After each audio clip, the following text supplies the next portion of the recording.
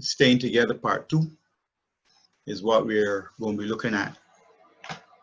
Let us pray. Father in heaven, again, as we present and share with the saints at the Cornerstone Seventh Adventist Church, we seek, oh God, only to encourage them and to give information that will help to make their homes a better place. So as we go into this second and final presentation for today, we pray, oh God, that you will intervene. May your will be done. May the blessings that are intended for the listeners be received with open arms. And may the families become stronger and better as they seek to walk with you hand in hand into the eternal kingdom of God. So we again put this presentation to you and pray, oh God, that you will, in your mercy, bless us as we seek to be a blessing to them in what we share. In Jesus' name. Amen. Amen.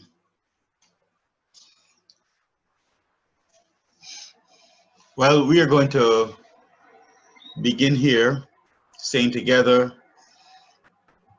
Part 2. Totally different presentation, but we call it Part 2 since that is the theme for today. We've heard the saying, this saying was coined some years ago by a reverend. It says, a family that prays together stays together. And the same writer actually coined this phrase, a world of prayer is a world of peace. So I thought I would adjust it a little bit and say that a family at prayer is a family at peace. Mm-hmm. I want to suggest to you that there is no greater blessing that comes to a family that prays together. Mm-hmm. That cannot in any way be denied, because a family that prays together receives the blessings of God. There's no greater blessing than it. I read from Spirit of Prophecy in her book Prayer. Clearly it's a compilation, but it says, fathers and mothers, however pressing your business, do not fail to gather your family around God's altar. Ask for the guardianship of holy angels in your home. Remember that your dear ones are exposed to temptations. And this is wise counsel. Please heed it. Well, I have a question for you, though. It's more a rhetorical question. What else will keep our families together apart from prayer? That has to be the question that we ask. Because we've grown up saying the family that prays together stays together. And there must be other things that can be done. Must be other things that can be done. I want to suggest to you today that families have a number of options open to them. Everybody is not a Christian. And so we are reaching out to all kinds of families everywhere, no matter what their circumstances are. I want to suggest to you that if you have hurt feelings still, I want to recommend this formula here. I don't remember who was the writer of it. It's been years since I read it, but it always stuck in my head. You hurt, you hate, you heal. Oh, you said, Pastor, we are not supposed to hate. Thank you for the information. But we hurt, we hate, and we heal. And you can make hate to whatever you want to make it. You hate the thing or the things that the person or persons have done. Hate the person. When a person is hurting, they're hurting. And when we are hurting, we want to hurt others, because hurting people hurt others. And so you have to get past that hurt and that pain that you feel coming out from the abuse, whether it be emotional or physical. You know, you got to move on. You can't get stuck in that place and stay there, right? So you hurt, you hate, and you heal. I have an acronym up here for you, and notice I did not make it look very zooming in and all the rest. I want put it there because I want for you to write it down and pay attention to it. To heal, let's look at the H. Turn it into an acronym, the H. You hear each other, be present, and listen. Isn't that something? The ability to hear what each other is saying. Most people listen with the intent of responding. That's not listening. That's politics. That's an argument. So you hear each other, be present, and listen. Emphasize. Empathize. Let family experiences affect you deeply. See that? Let them affect you deeply. Feel what the family is feeling. Walk in their shoes if you can. Act.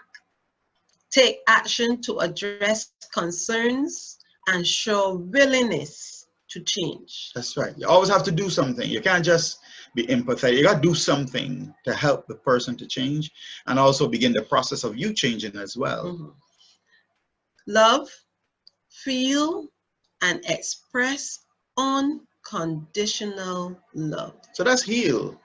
So I thought I'd throw that in there. I came across that on the internet. You can throw that in there. I think it's a very, very powerful thing. You hurt, you hear, you hurt, you hate, you heal. But in order to heal, you got to hear, you got to empathize, you got to act, and you got to love. We're talking about a lot of love today, aren't we? Going to be a lot of loving later on. Harriet, I don't know how much loving goes on in England, but let's see. You see, staying together as a family will take time. It'll take time. You can't, it just don't happen. It takes time to work through certain things in your life. It takes time to, you know, to work through things emotionally and work through things physically and so on. It takes some time to do that. Yeah, it takes some time to do that. But Anna White has some counsel for you. Yes. No time, says the father. I have no time to give to the training of my children. No time for social and domestic enjoyments. Then she says, then you should not have taken upon yourself the responsibility of a family. Wow. So if you know you don't have time for your family, don't take one on. Yes. That's good counsel. And that's to the father. That's to the father. Yes. But let's see what she says. We have some counsel for the women. But let's see what it says. Yes. See what it says. It is the cry of many mothers. I have no time to be with my children. Then for Christ's sake, spend less time on your dress. Neglect, if you will, to adore your apparel. Neglect to receive and make call. Let's assume that she was speaking to this present generation. Today. What would she say? Because, you know, she says neglect to spend time on your dress. How many people make dresses nowadays? You go into the department store, and you buy a dress and you put it on. I mean, some people still make dresses, I imagine, but most people buy things now. So what would she say to people today? The women today? Spend less time on the cell phone. Spend less time on the cell phone. Wow, all of those messages that people send in. Yes. You know, spend less time on the cell phone. So the point in all of this is that whatever it is that is occupying your time and hindering you from spending time with your family, spend less time on it. Not that you can't go do it, but spend less time on it. And I'm sure that there are other things that we all can think about. Even right there in England, you all can think about other things that take up the time from spending time with the family. And it may be a good thing. For instance, we're in the lockdown right now. You may spend a lot of time baking. You may like to bake. So you go on YouTube and you're looking for recipes. But you could be, even though you're doing a good thing, you can still be spending less time with the family. So you're spending so much time in the kitchen baking. That would explain why there's so much, where we go to the supermarket, we can't find any flour. There you go, because most people, the women are baking. Maybe baking is a good thing then. Maybe men are baking too. But the point is that whatever it is that you're doing, that is taking up your time from spending time with your family, which spills over to husband and wife, children, parent children. You need to reduce it so you can have more time to spend with your family. But you know, that takes a lot of discipline, right? Discipline and commitment. Okay. Yes. But let's move on and see what else we have here. So there is some research that was done some years ago by a man by the name of Nick Stennett. Yes. And matter of fact, this is a 25-year research. And he studied, go ahead. He studied, trying to figure what is a real healthy family. What do they do? How they handle, how they live, and how they handle conflict, communication, and power struggles. And focus all there for you to see what makes family strong. Yes. Right? So he went about to do this research.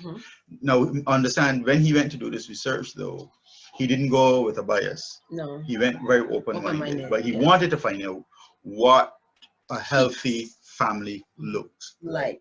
Yes. You understand? And he left the options open as he did his research. All right? He studied families from all different cultures, all different religions, to see what these people had in common. From all over the world. Yes. His sample size was about 14,000 families. It is the longest and most comprehensive study ever done on families.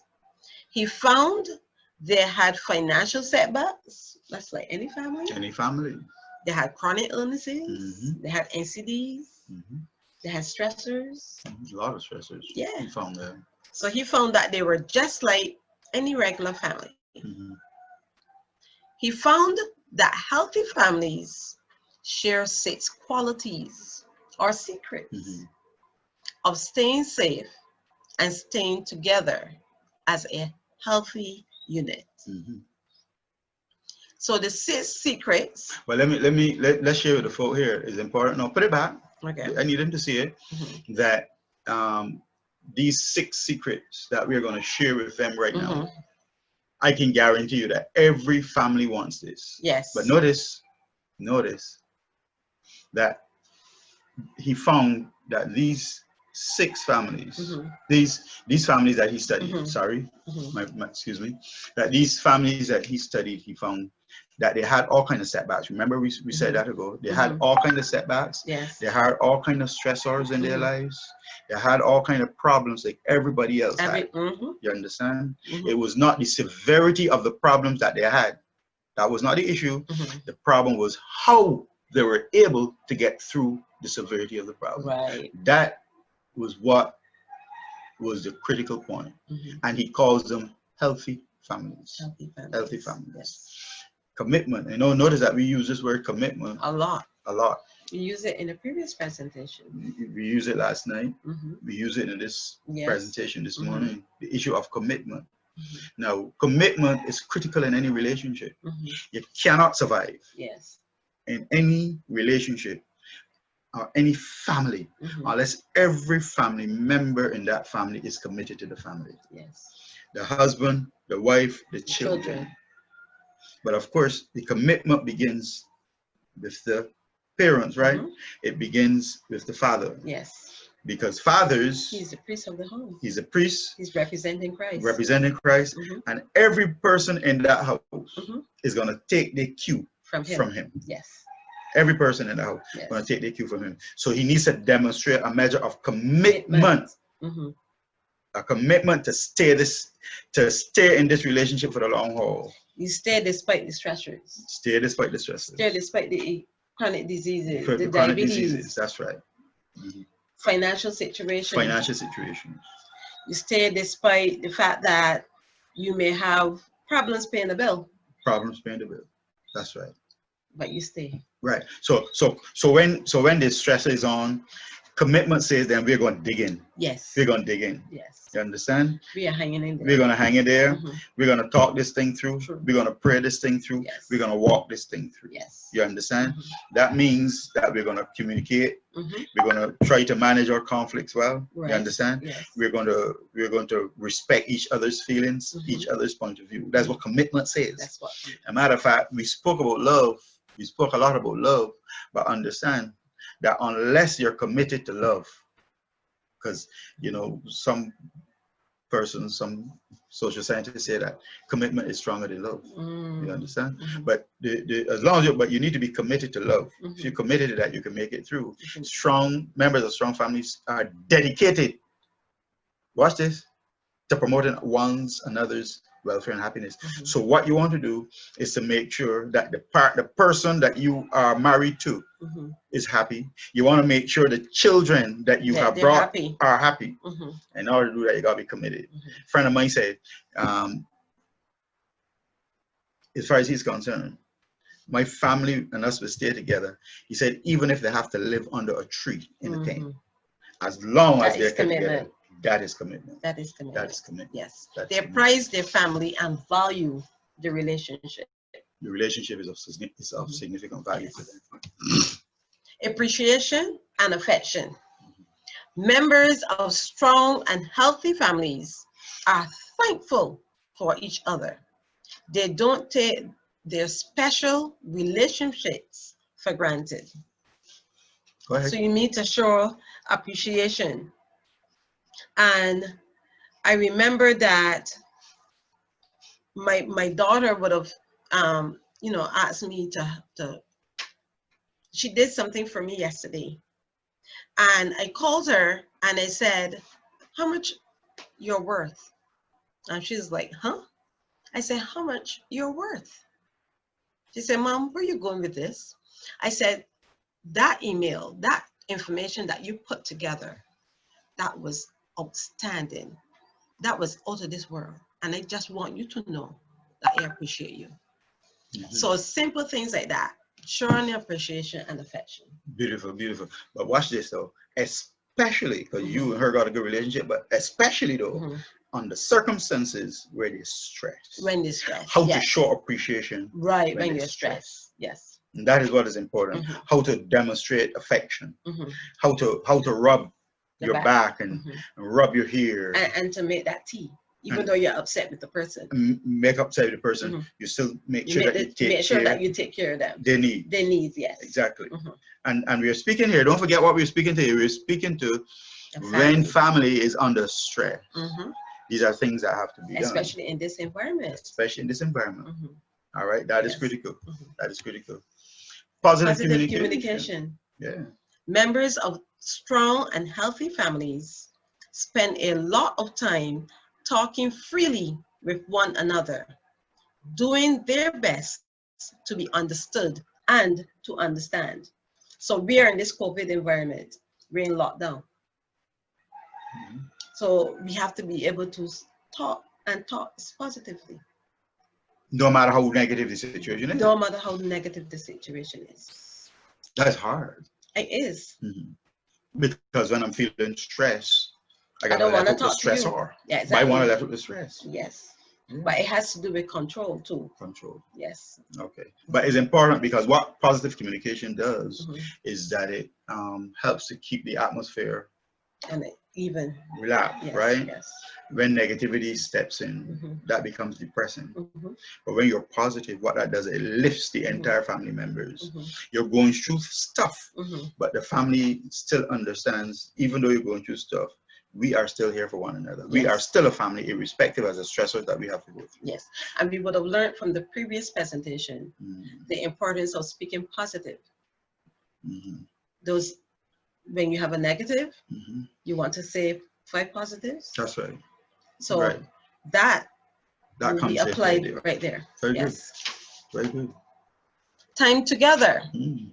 Members of strong and healthy families spend generous amounts of time with one another, quality time, creating memories and building bonds. Just like in our story, just now our children's story, Mm-hmm. the kids were taught how to make the paper airplanes. Yeah. Spending time together. Spending time together. Yeah.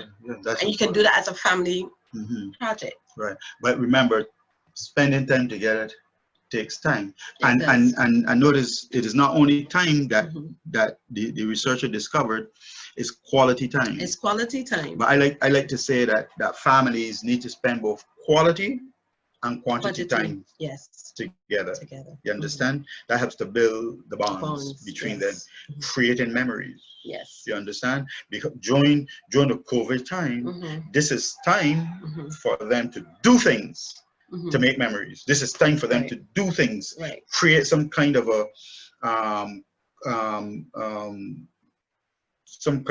tradition that can be used inside of the family to help them to get through. Yes. Whatever that is.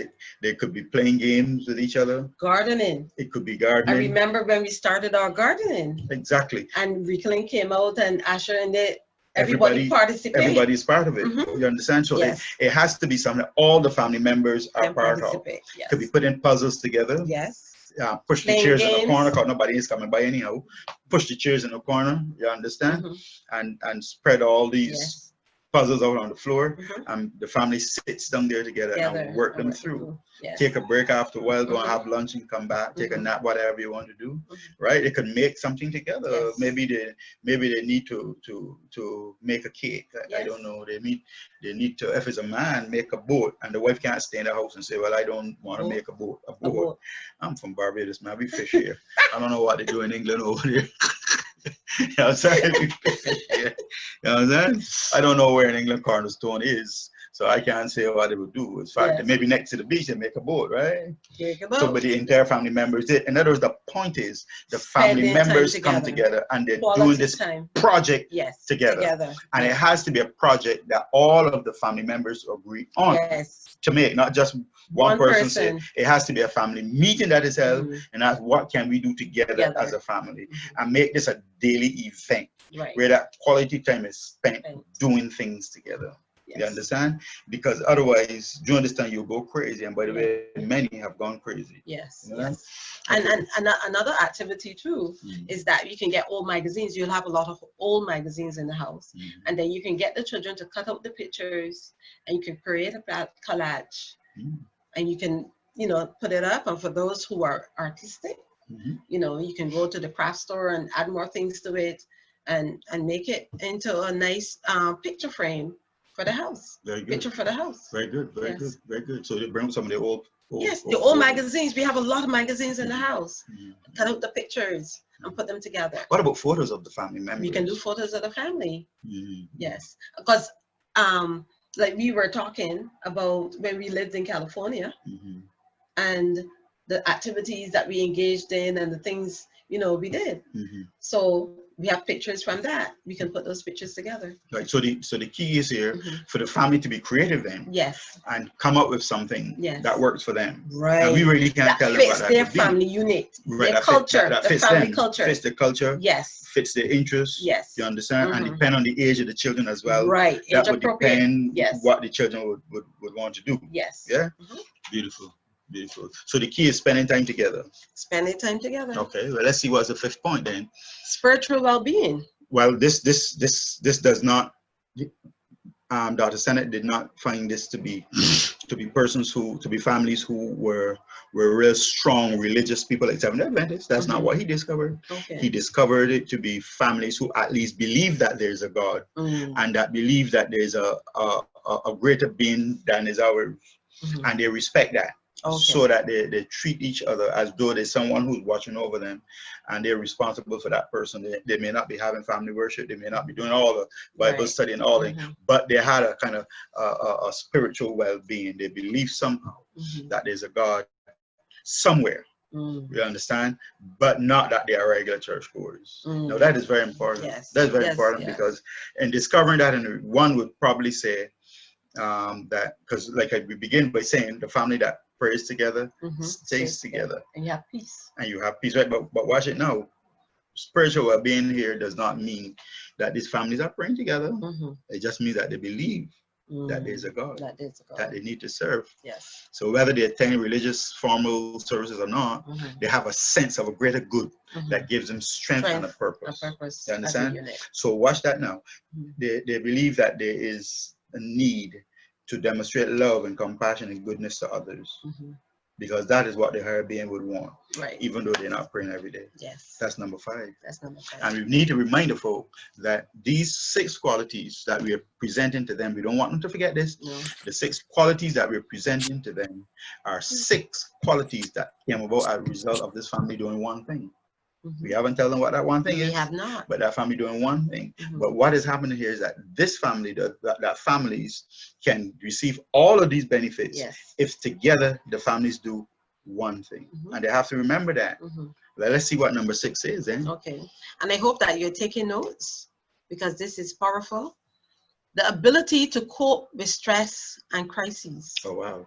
Which is right now. This is what we're talking about. COVID environment. COVID environment. This is it has created stress on the families, and it is a crisis. It's a crisis. Yes. Yeah, because like we've said, this environment. Some people are in lockdown still. Some are open up, but you still have to do social distancing. You have to wear your mask and so on and so forth. Yeah, but there are some people who have still lost their jobs. They're still not working. Yes. They don't have a job to go home to, so they're still at home. Yes. Right. But I want to make it very clear to the saints at Cornerstone that contrary, they're not all negatives that happen as a result of this. Right. The lockdown has strengthened a lot of families. We don't talk about that, but the lockdown has been a tremendous strength to a lot of families. Got some mothers don't want to go back to work. They don't want to go out to work because they like the fact that they're at home with their children, that they can look out for their children and so on and so forth. And so they're engaging in activities too at home. They're finding new ways to spend time together. Yeah, and matter of fact, I believe Cornerstone. I really believe that mothers would prefer generally to stay home with their children. Yes, I know you wanted to stay home with your children. I did. But I wouldn't let you do that. I was interested in the money, paying the bills. But let us be honest here that generally mothers, there may be a few that may want to go out and work for whatever reason, but I think in the general scheme of things, mothers prefer to stay home with their children, and so that there's some research out that says that mothers really want to stay home. The fact that they have to go back to work is not an exciting experience for them. Yes. They like to stay home, school their children. Eloy talks about that. That, school your children up to the age of 7, there'll always be an advantage. True. But everybody has become so busy nowadays. We don't have time, we don't have this and so on and so forth. But anyway, let's stick with here the ability to cope with stress and crises. Yes. That he discovered that families who do this one thing are able to cope with stress and crises better than those who didn't do this one thing. And they're not fragmented either. They're not fragmented in any way. So if trouble comes, if there's tension, they don't separate or anything. They kind of buckle down like a glue. Like a glue. That's right. They buckle down and they say, you know what, we're going to stay sticking together despite whatever. That's right. Yes. And doesn't matter how rough the seas get. If there's a storm out there coming, we are sticking together. That's right. But the struggle we have here is that in some ways this is too late for some of those families, because some of those families have already gone through. Some are broken up, some are going through, and so we're hoping to reach those who are going through. We're saying to those, if you're going through that thing, try this one thing that we're going to share with you this morning. Right. Just one thing that we're going to share with you, and it will help you and your families and your family members for the future. Anything pops up, that they'll be able to handle it. Yes. And this is not anything we're throwing off. This is research we're giving them. Research has, right? yes. We're giving it to them, right? The experiences that they go through, they learn from those And experiences and how to build stronger, right? So when a hurricane comes through and the family, they learn what to do. If COVID comes through, yes, whatever viruses, whatever they go comes, through, yes, they learn to make it together. And we've had a similar experience when we were in college. At Oakwood College, no, Oakwood University, we had similar experiences. Yes, yes. Days we didn't have money, Compared to our tuition. Compared to tuition, we couldn't buy the kind of things you want to buy from the supermarket. And things you want, the children go in the store and they want certain you can't buy anything for them. So we used to stay away from the stores because of that. I know you wanted to go in the shopping, but in fact, it would be good for your soul. That's therapy though. Shopping is therapy, women. Shopping is therapy. Even if you ain't got no money, you're gonna go there and you're gonna walk and look. Okay. Good. But it was rough. As a matter of fact, I'm surprised the women took so long to say amen to that. Right. But I'm saying, but these were the times when we were in college that we really buckled down. Yes. We didn't have a lot. We did not. Right? Things were rough. You understand? Every day trying to figure out how you can do this and do that. And that actually brought us closer together. That's right. That's right. Not having money brought us closer together. Brought us closer together. And so we had two little baby children there. And so we recognized that we had to stick together for the sake of the children. But God's been good, though. I imagine that, and we want our people to understand that demonstrating a measure of thankfulness and gratitude, and God blesses you. Yes, you know, He provides for you. Yes. So you use the experiences that you had to grow and to build. So those rough experiences that we have been through, and we've had others, I believe, are able. We're also responsible for making it as close and as strong as we presently are. Yes. Because the rough times in life. So when COVID came, we didn't worry about all those other things because of the fact that the experiences that we've had in the past, we built on them and became better. And you just mentioned something, you said gratitude. And even with COVID, I thank God for COVID, because every situation that we go through, we need to be thankful for it. So that it helps us to be able to better cope with the situation that you're going through. And when you have gratitude and you express gratitude and you give thanks, what that does, it decreases the stress. It also helps you to be able to, if you have hypertension, your blood sugars and your blood pressure is well controlled. If you have diabetes, it's better controlled. And this is research. I have a presentation on that. Just saying thanks. Just giving God thanks for whatever situation it is. If you don't have no money, thank God. You don't have a job, thank God, because He will never leave you nor forsake you. So in other words, this is really positive communication coming. Yes. You stay positive and you engage in that positive communication. Yes. With the family members. Yes. Yes. You know, they call gratitude the parent virtue, where when you demonstrate gratitude, all other blessings follow after that. Yes. No wonder the psalmist David says it so often. Oh, give thanks unto the Lord for his good, for his mercies endure forever. Yes. The issue of giving thanks. So these experiences we digress, but we're back here. So these experiences that we speak to here are experiences that help us to grow, even in terms of stress. So COVID or none of that would bother us. Right, exactly. You understand? So I think what we're trying to say, though, to the saints at the Cornerstone Church, this one thing that we're going to share with them, they need to practice it from today on. From today. And make it a habit, make it a part of who they are. And it will help them to develop all of those other qualities: commitment, spiritual well-being, positive communication, appreciation and affection, the ability to cope, and stress and crises. So we're saying that as long as you do this here, you can make it through any. You can make it through this one thing. Just one thing. But we're not negating the fact that the family that prays together stays together. Yes. All right. We're not negating that. So here. So COVID has exposed the weaknesses in families. That's exactly what it has done. Domestic violence has increased. Divorces have increased. Loss of income. All kind of stuff have happened as a result of COVID. of COVID, right? So like I said, it exposed the weaknesses of families. Yes. And it also exposed the strength of families, we should also say, right? Yes. So the understanding research shows that the secret to surviving begins before the crisis comes.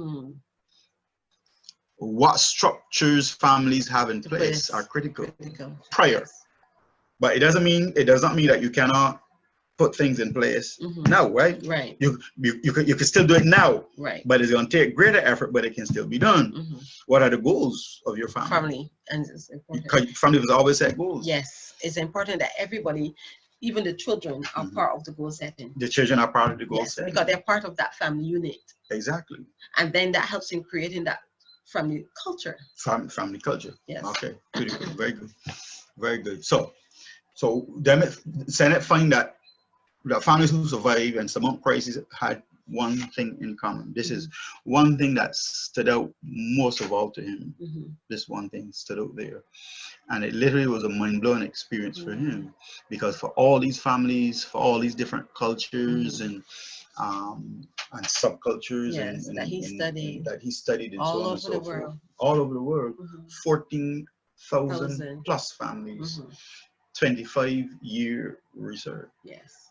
He found out this interesting thing, something that is not easy for families to do. Yeah. But they need to do it, especially in a day where everybody is busy. Especially now. Yeah, because everybody is busy. Yes. You know, and COVID has taken on a different kind of it has morphed into something very, very serious. A lot of uncertainty, a lot of doubt. Yeah. We are at a stage now in the world where everybody is carrying some kind of a fear. That's FEAR. Wondering what's next. Yes. We're sitting around waiting for the scientists to come up with the vaccine. With a vaccine. Is that it is that serious? So with that kind of fear and that doubt, we need to make sure that there's things that family members do together to hold them so that they can cope. Yeah. Yeah. So let's see what else we have there for them. Watch that. He found out that they ate together regularly. Most of them on a daily basis. So watch this cornerstone. Watch this here. That Dr. Stennett found out that these family members ate together regularly. That is so simple though. What's so hard about that? You mean he took 25 years to figure that out? 25 years to figure that out. All these different cultures. That when families eat together, all of the things that the family wants become a reality for them. Yes. He didn't say pray together. He said eat together. Now remember, Cornerstone, there's nothing wrong with praying together. That is a must. We don't need to talk about that. That's a must. Families must pray together. Family worship is the foundation of every Seventh-day Adventist home. But he talks about eating together regularly. Not just eating together, but regularly. So you're talking about breakfast, lunch, and dinner. Well, they don't have to eat all three of them together. Okay. But they at least have to have two. Well, no, they at least need to have one. One. Okay. Together. Okay. At least one together, regularly, daily. Okay. One.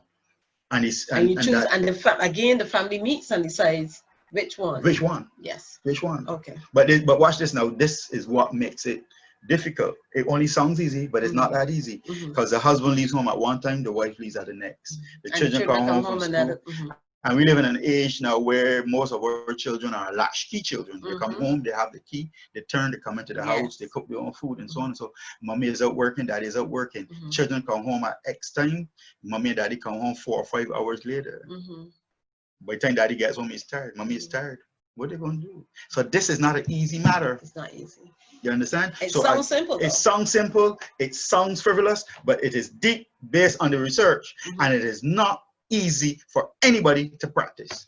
Now we practice that because my job as a pastor made it easy, and I pick you up at work, and we come home, we get home a certain time, so we practice that every evening. That was an every evening thing for us, not realizing that this research was out there, but Yes. We did that. You understand what I'm saying? But that's not the same for every family.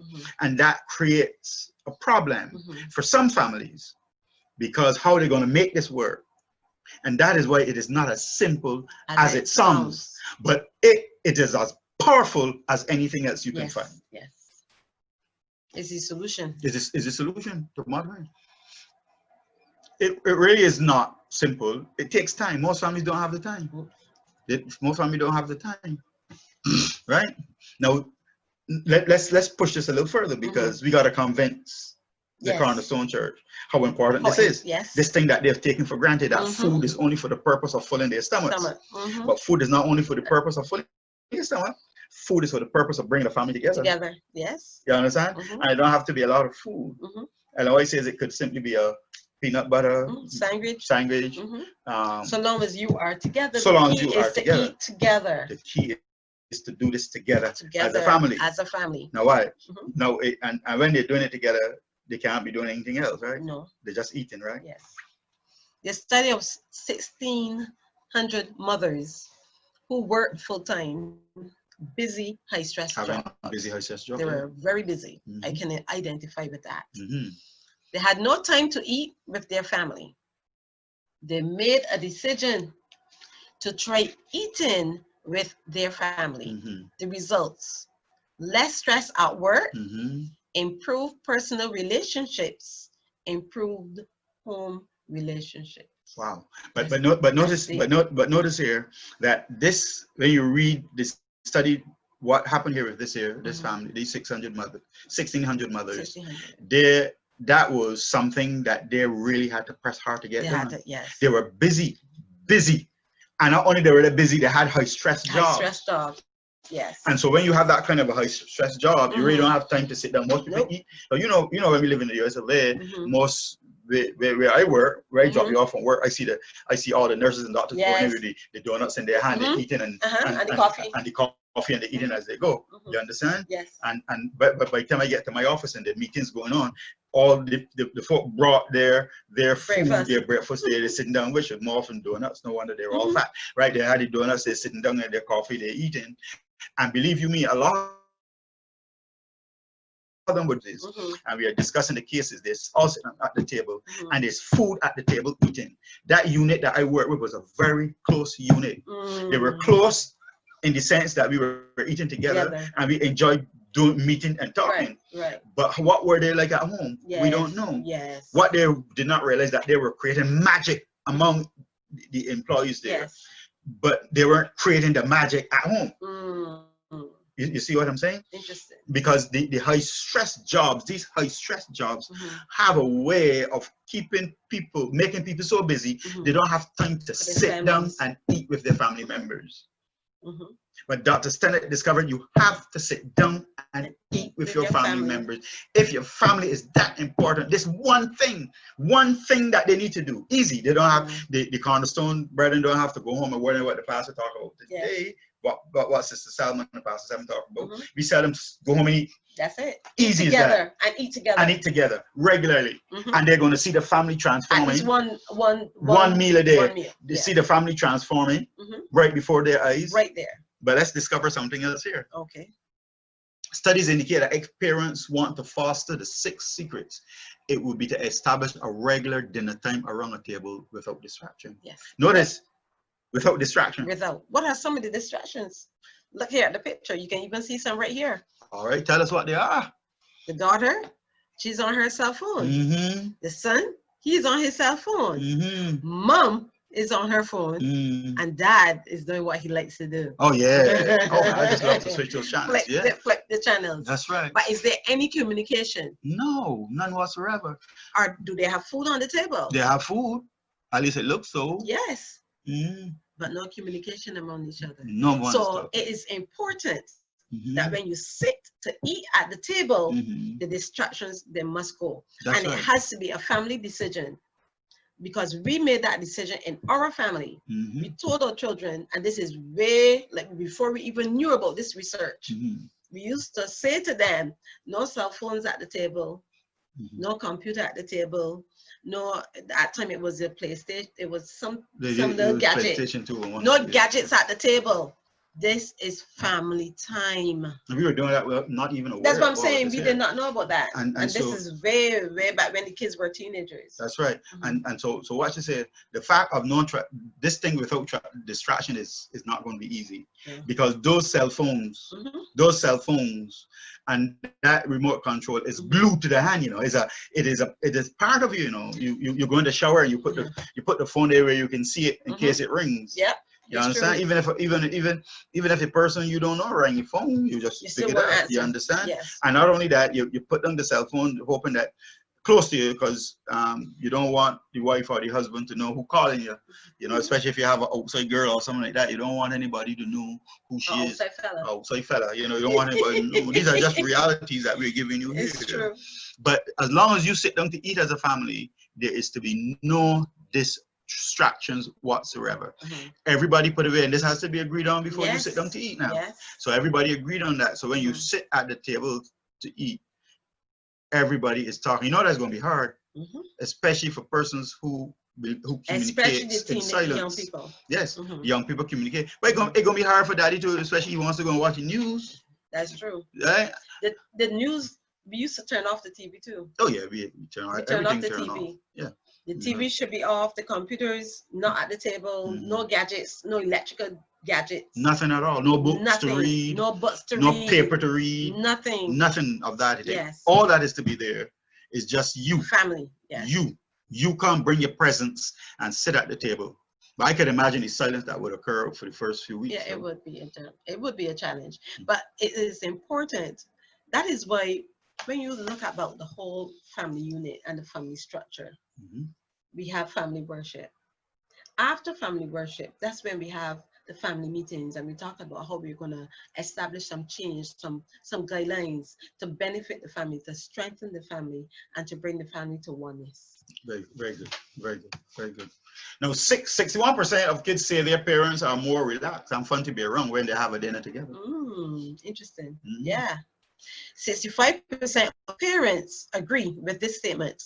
My spouse and I generally feel less stress when we eat together as a family. 70% of kids agree with this statement. I appreciate my parents more when we take time to share meal time. So, and this is research. This is all the research we're given them. So basically what we're saying is here that there is a strong evidence that when we eat together, the family can stay together. That's right. And everything that every family wants, everything family wants is built in there.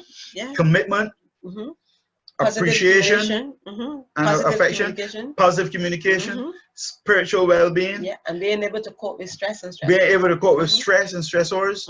And all of these things, miss one, but all of these things are built inside of that experience. So that there's a mystery that occurs when we eat together. There's a mystery about it. Oprah Winfrey actually conducted a similar experiment some years ago on her show, and five families volunteered to accept the challenge to eat together every night for a month. Wow, we staying at the table for a minimum half an hour each. That was a drag, though. That was a drag. As part of the experiment, all family members kept journals to record their feelings about their experience. You can imagine that? Agreeing, but notice they had to agree. They had to agree. They had to agree to it, and right? They had to keep journals. They had to keep journals of their feelings, how they feel, how they experience. At the beginning of the experiment, sharing meals was what? A chore. A drag. In other words, it was boring. It was frustrating. I can see it was annoying. There was silence. It's like, when is this time going to up? But by month end, all the families were happy and planned to continue dining together most evenings, if not every night. Nice. You understand? Nice. Because what it was doing out with them, it was bringing them together. It was drawing them together. Niceness.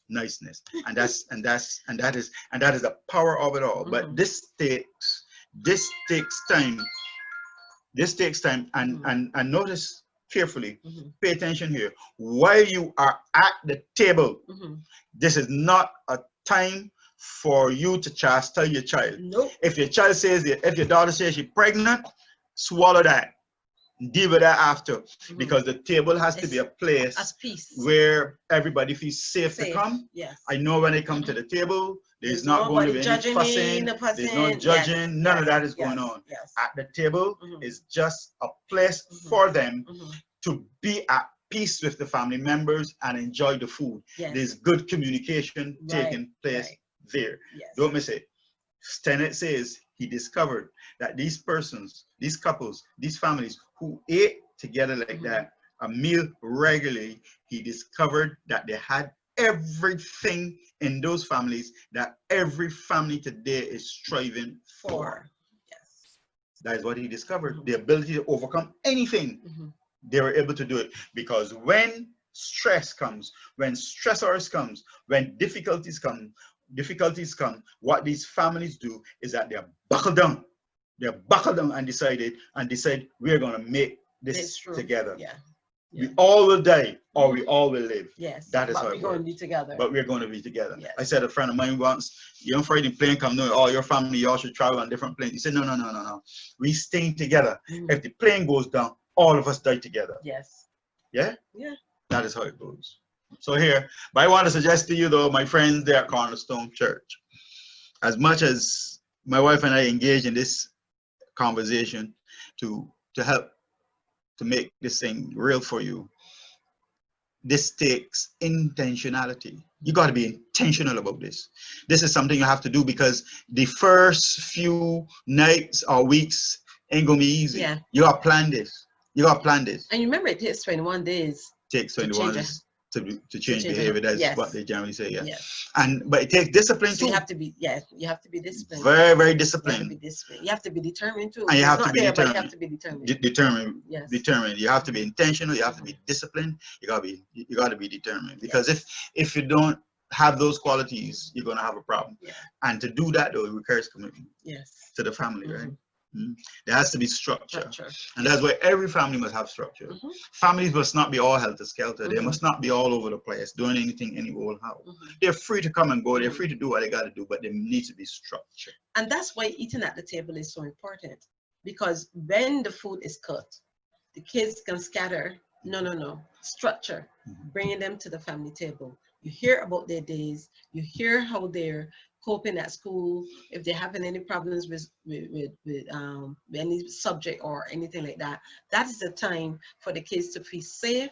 They can share, they can talk about anything at the table. So having that structure is key. And let me add here, because it's very important that the food that is cooked, everybody eats some of it. You don't come and go home and get your own food to say, that, okay, I don't want that today, you can get this. No. You're showing respect to the person who cooked the food. And eat the food that is put there. That is your part of the discipline comes in.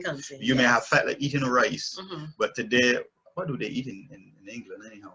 They have tea and scones. Oh. And they have rice too. Oh, they have rice? Yes. Okay. So you choose a meal that the favorite meal too. You can choose your favorite meal. So the key in all of this, really, the point that we're trying to make here is that it's not a restaurant that you live in. Right. So that you can come and call, okay, what is my mommy having? My mommy is having rice and peas there with some steamed fish. Oh, all right, I think I'll have some burgers and fries. No. Everybody sit at the table and they eat what is served. It's called food with love, and food with love tastes better. And I know I imagine that in England it's becoming like Barbados. Everybody now is shopping at fast food places and bringing home food. That is not the best kind of thing. My wife, dietitian, she would probably tell you more about that. But the reality is that all of those fast food places and all that grease, sugar, and salt is deadly for your hypertension, diabetes, obesity, and all the other NCDs that you can probably pick up.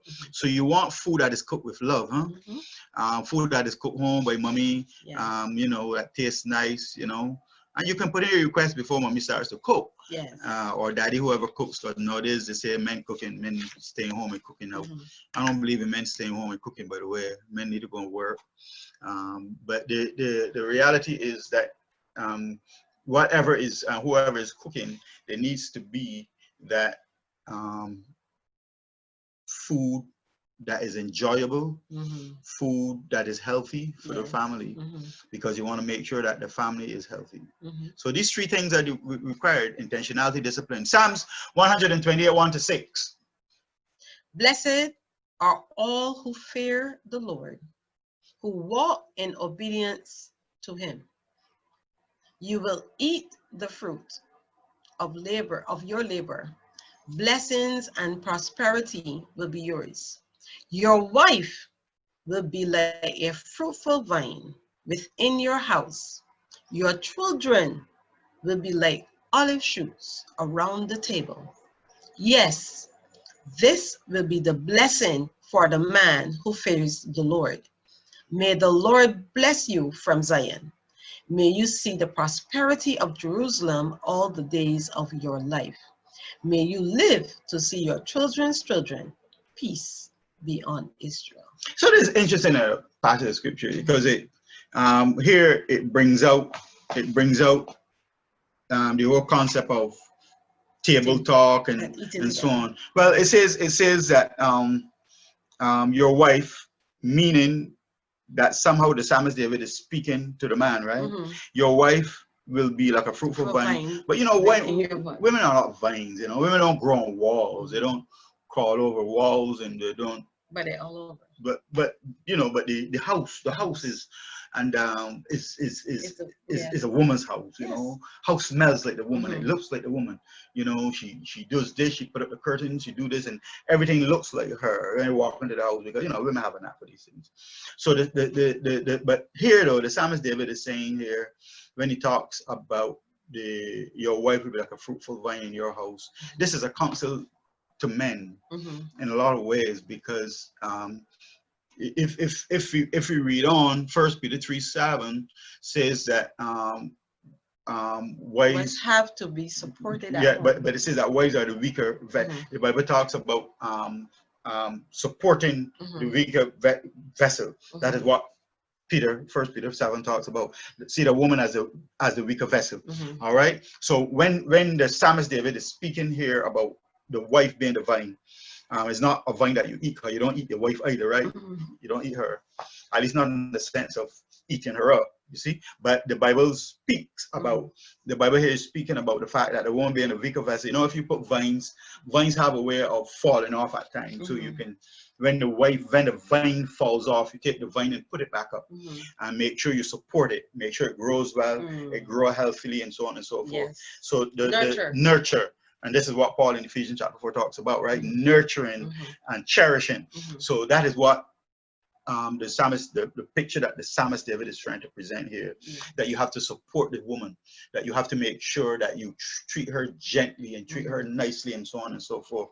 You understand? And it says your children will be like olive shoots around your table. And children, and the whole idea of when I picture this, I picture children sitting at the table, and they're being they're eating, and they're sharing ideas, they're sharing experiences, and this is part of their growth and development, because the research also indicates that children, especially ladies who parents are part of this experience, that you're not going to have teenage pregnancies. They learn, these children who sit around the table and eat with you, eliminate the teenage pregnancy, drugs, substance abuse. What about drugs and substance abuse? No, they will not be attracted to use drugs or use any smoke or alcohol or anything like that when you sit at the table. Right. So those are even some of the added benefits. That's right. Right. So there's a lot more coming along. There's a lot more coming along. So there's much more than the six secrets. It's not only to deal with the commitment and the six secrets. It's not only about the family. Yes, it is about the family staying together, but the other benefits is that early pregnancy, teenage pregnancy will be avoided. You'll be able to get to know about your child's children. So the choice of friendships are also important. So there's a relationship built, so you don't mind sharing. You don't mind sharing. Smoking, getting involved in drugs, using alcohol. Children are not part of that they're at not all. part of that. That's what Dr. Dennis found out. Mm-hmm. And he found out that when children sit around the table and eat too, not only that, another added benefit Mm-hmm. is that they learn how to use the knife knife and and the fork. Yes. You understand? Yes. They learn good etiquette. Dinner etiquette. They At the table. also learn how to speak properly. They learn how to speak properly. Yes. At the table. So Mm-hmm. there's so much more added benefit. Not only are they going to be able to survive through Mm-hmm. COVID things and all these different experiences, but at the end you learn a lot more there, a lot of added benefit. Mm-hmm. So your children should be like shoots around the table. And a matter of fact, this is beautiful because the passage says referring to the man, mm-hmm. and well, referring to the parents, of course, that may the Lord bless you from Zion. Right, yes. May you see the prosperity of Jerusalem all the days of your life. So you see you prospering, your children prospering, and everybody coming out. You get to see your grandchildren. God mm-hmm. says there, may you see your children's children. And this is the New International Version mm-hmm. for those who are thinking. So there's so much that you learn, so much benefits you get out of that as a result of people sitting together. So this is not all little, it's not a little simple mamby-pamby thing. Mm-hmm. This is deep, sound, powerful research mm-hmm. that is a tremendous blessing to families. Husbands' work become available. Mm-hmm. His family, the entire family learn, they grow together. Yes. So there we have it, my friends. There we have it, Harriet. There we have it. And I'm tired talking. I do get tired talking.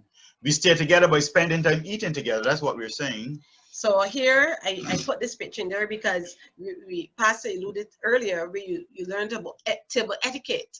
So you learn how to eat with knife and fork. That's one of the additional benefits. You learn how to communicate. You have good communication, and you have the parents seeing their children and their children's children. And then again, it's a teaching moment where here in this picture where dad is showing the daughter, how to use the chopsticks. Yes. So you learn new skills. That's right. So the results: commitment, appreciation, and affection. Positive communication, time together, spiritual well-being, the ability to cope with stress and crises, which is the major part that we're dealing with today. But there's a package that comes along. Yes. I feel, I don't know about you, I feel as though every person in the Cornerstone congregation mm-hmm. needs to adopt this. Yes. Now watch this. When you add that mm-hmm. to praying together, mm-hmm. so the fact that eating will hold you together at mm-hmm. a regular routine daily, mm-hmm. but then there's also family worship at a regular routine. Yes. Structure. Let's talk about the structure, discipline. That's right. Families will be strong. Also, they'll be strong because they have these other added things there mm-hmm. to help them to one complementing the other. Yes. You understand? Mm-hmm. Because we have no excuse as strong spiritual beings. Mm-hmm. The research discovered that these persons were not strong spiritual beings, churchgoers like we are. Right. But it worked for them. It worked for them. If it worked for them and get them through anything, then it can work for us. Yes. Because we have other things that we work with here. Mm-hmm. We have prayer. We have Bible study. Yes. We have the health message. We have all these other mm-hmm. things. Mm-hmm. So the church is really without excuse. The Cornerstone Church, maybe some of these things might have been just refreshers for some of them. True. That's fine. I don't know what they've learned, but this is really Spirit impresses us to go. And this is really rain. Yes. So it doesn't matter. The important thing here that they understand that these things are beneficial to them as they go forward mm-hmm. in their daily walk mm-hmm. with God. Yes. So there you have it, my friends. And then our first presentation mm-hmm. would have been this would have been a continuation mm-hmm. from the first presentation. Mm-hmm. So then we don't have the stone walling. You don't have the stone walling. But we have this. That eliminates all of that. It eliminates all of those. Yeah, because no matter what the family goes through, yes, they're able to surmount them. Exactly. Because they are working together to make this family the best that it can be. That it can be, yes. And that is what's important. Mm-hmm. The ability to take these situations and make the best of them, yes. No matter what comes our way. I feel as though we can handle anything that comes into our lives. Of course, anything. Mm-hmm. And I think that couples families have to reach to that mm-hmm. place. Yes. And even though our son is overweight, and he keeps in touch. He keeps in touch like he can. But I've been trying to get rid of them, but Anyway, we can get rid of these children. I don't want them to go. Oh, okay. And so my daughter, she's living with us, but she's the same thing. Yes. She likes to get up in the morning and see us. So it is like when we're not home, she messages in. We all are. We all are. You know, so it's like one of these things that it creates this bond that is very, very in strong. The family. Yes. Maybe it's not good for everybody because when we want them to go, they won't go. But I do want to say here, we spoke about prayer, and it's important. You have family worship, but it's important to teach your children the importance of praying, being able to develop their own prayer life. And the reason I want to share that, because I remember our son when he was little and he couldn't find a toy or something, he would always, you were passing, you would see him praying. And up to this day, up to like last week or something, he had to go to the dentist and he had to get a procedure. And he messaged me and told me, "Mom, pray for me. If he has a job interview, prayer." So I'm saying, when you develop the habits, these habits, habits become a part of you, you'll be able to trigger, and it continues into adulthood. You know, we had an old headmaster when I was in primary school, never forgot it. He said, he took the word habit, and he said, if you have a habit, he's trying to say you cannot get rid of a habit. Right. So he said, if you take away the H, you still have a bit. A bit. He said, if you take away the A, you still got bit. He said, if you take away B, you still got it. So he's trying to say you can't get rid of a habit. But of course, we had some very inquisitive children there at the time. So, you know, they start saying, so what happens if you move the I? the point is that good habits are hard to break, just like bad habits are hard to break. Yes. And we're saying to you, develop good habits in your families, good habits. Yes. And one of the good habits you need to develop is a habit of eating together. Sounds simple, but it's not simple. Because many have told me already it is hard for them to get it done. But you can get it done by the grace of the good Lord. So that's it. There you have it. Thank you all so much. Thank you for listening to us. Amen. Thank you.